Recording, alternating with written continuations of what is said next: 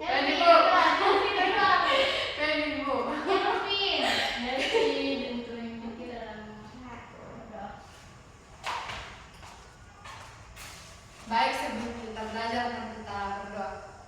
Tuhan, terima kasih telah memberkati kami sepanjang perjalanan menuju tempat ini selamat. Di mana pada saat ini kami akan memulai pelajaran dan kami agar dapat berjalan dengan baik. Dan jadi doa kami dalam nama Tuhan Yesus kami berdoa. Haleluya. Amin. Sebelum kita masuk dalam materi, Ibu absen dulu. Seliana Rede, Hadir Bu. Penitanya hadir Bu. Helmi, Hadir Bu. semuanya hadir ya? Bu. Baik. Nah, sebelum kita membahas materi kita pada hari ini, Ibu mau tanya, siapa yang masih ingat materi waktu minggu lalu? Lupa Bu. Kenapa tidak belajar? Malas Bu. Padahal minggu lalu Ibu sudah suruh kalian untuk belajar sebelum masuk dalam kelas. Lupa Bu. Maaf Bu. Nah, materi kita waktu minggu lalu itu tentang konsep Allah Tritunggal. Allah Bapa, Allah Anak, dan Roh Kudus. Nah, Allah Bapa ini dipandang sebagai pencipta alam semesta dan sumber segala sesuatu. Dia adalah pribadi pertama dari Allah. Nah, yang kedua Allah Anak. Allah Anak berarti Yesus Kristus yang dimana kita telah merayakan hari Paskah. Allah Anak ini adalah pribadi kedua dari Allah yang menjadi manusia untuk menebus dosa manusia. Di mana Allah Yesus Kristus telah datang ke dunia ini untuk menebus dosa-dosa kita. Dan yang ketiga itu adalah Roh Kudus. Nah, Roh Kudus ini adalah pribadi ketiga dari Allah. Dia hadir dalam hidup dan hati orang percaya, membimbing orang-orang untuk hidup sesuai dengan kehendak Allah. Nah, kita masuk ke dalam materi kita pada hari ini tentang aku mengasihi sesamaku seperti diriku sendiri.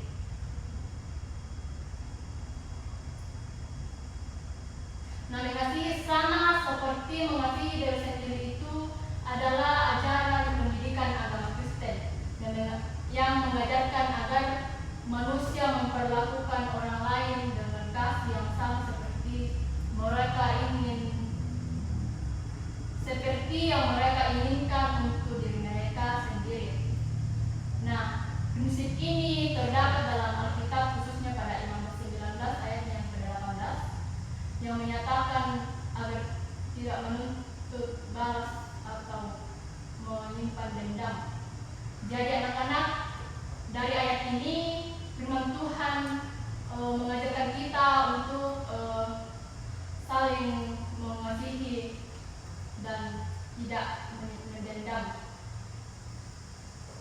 Kita harus saling mengasihi sesama teman atau sesama manusia. Nah, Yesus juga menegaskan hal ini dalam kitab Matius 22 ayat 39 sebagai hukum kedua yang sama pentingnya dengan mengasihi Allah. Nah, di Injil Matius ini Allah terlebih dahulu menyuruh kita untuk mengasihi Allah, baru kita aplikasikan kepada sesama kita.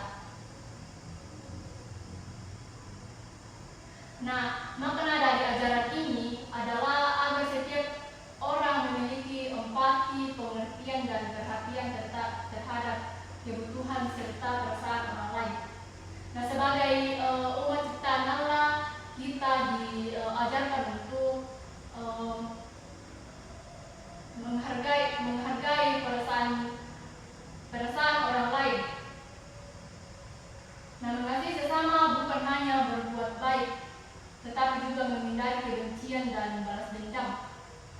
Nah, jadi anak-anak, kita sebagai ciptaan Tuhan itu kita harus menghindari kebencian dan balas dendam terhadap sesama.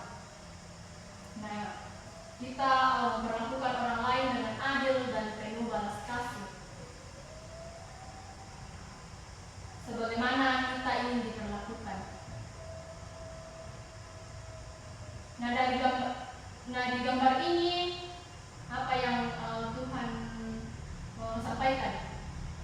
Nah di gambar ini Tuhan mau supaya kita semua ciptaannya itu saling mengasihi satu dengan yang lain. Seperti Tuhan Yesus telah mengasihi kita terlebih dahulu. Nah, jadi tujuan pembelajaran kita pada siang hari ini yang pertama yaitu siswa mampu memahami tentang pesan firman Tuhan yang disampaikan melalui Injil Matius 22 ayat 34 sampai 40 yang harus mereka lakukan. Nah, di sini kita akan membaca firman Tuhan.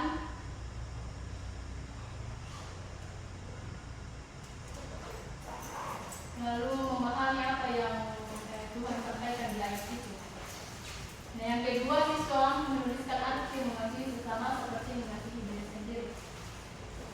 Di sini Ibu akan menjelaskan mengenai arti mengasihi sesama seperti mengasihi diri sendiri. Dan yang ketiga, siswa menuliskan contoh-contoh bagaimana mengasihi sesama seperti diri sendiri. Ibu akan menjelaskan contoh-contoh mengasihi sesama seperti mengasihi diri sendiri. Nah, sebelum kita melanjutkan materi, Ibu mau tanya, apakah kalian sudah mengasihi orang lain seperti kalian mengasihi diri sendiri? Sudah. Bagaimana contohnya? Menolongnya. Nah, betul. Delvi, Maafkan Bu. ya. Nah, sekarang kita akan membaca Injil Matius 22 ayat 34 sampai 40. Semuanya bawa Alkitab? Tidak Bu. Kenapa tidak bawa? Lupa Bu. Tidak mau. Memang ini Delvi sama Sediana pemalas. Bukan malas Bu. Lupa. Pemalas memang Bu. Lupa Bu. Pakai Alkitab saja ya. Ada Bu. Oh, tidak dilarang di bawah Bu. Tidak. Lupa Bu di dalam tas. Untuk hari ini Ibu izinkan untuk menggunakan HP. Baik Bu.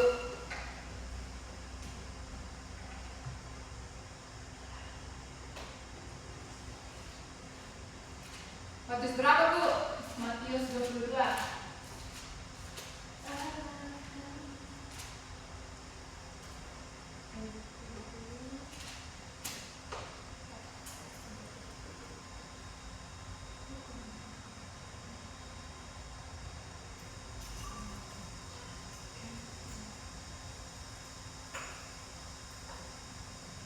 Semuanya sudah dapat?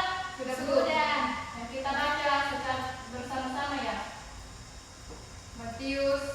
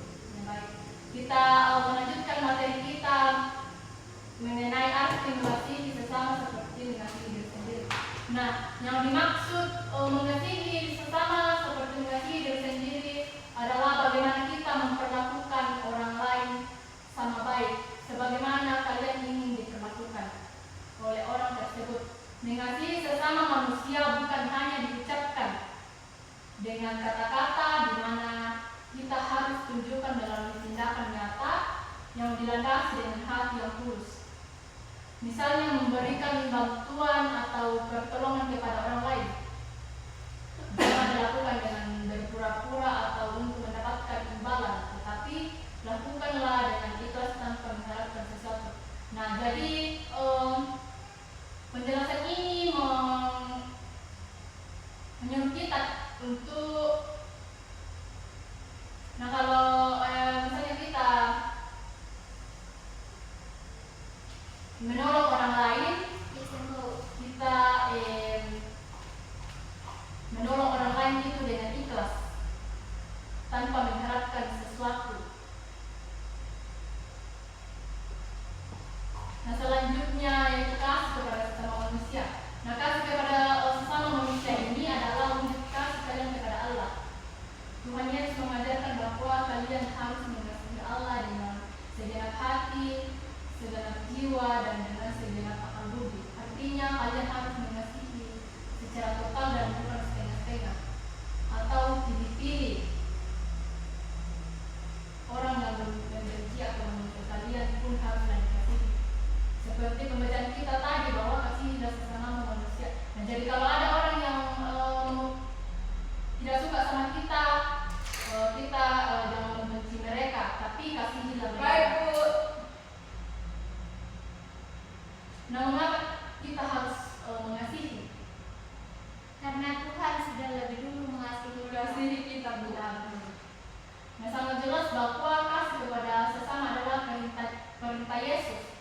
Yesus pernah berkata, inilah perintahku, yaitu supaya kamu saling mengasihi. Seperti aku telah mengasihi kamu.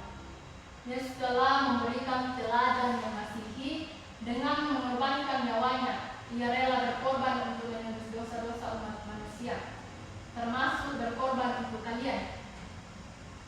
Bu. Nah, adapun contoh-contoh mengasihi sesama seperti diri sendiri. Yang pertama, jika kalian tidak ingin dibenci, janganlah membenci orang lain. Yang kedua, jika kalian ingin diampuni karena pernah melakukan kesalahan, kalian juga harus mengampuni dan memaafkan kesalahan orang lain.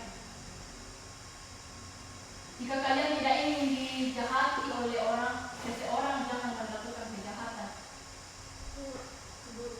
Yang keempat, jika kalian tidak ingin dihakimi, janganlah menghakimi orang lain. Jadi, perlakukanlah orang lain seperti kalian ingin diperlakukan oleh mereka. Makanya itu.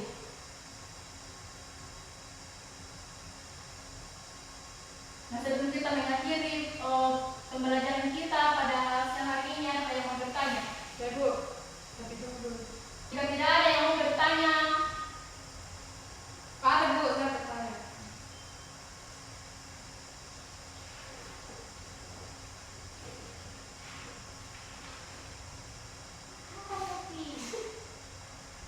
cepat-cepat koneksi. Sabar, Bu.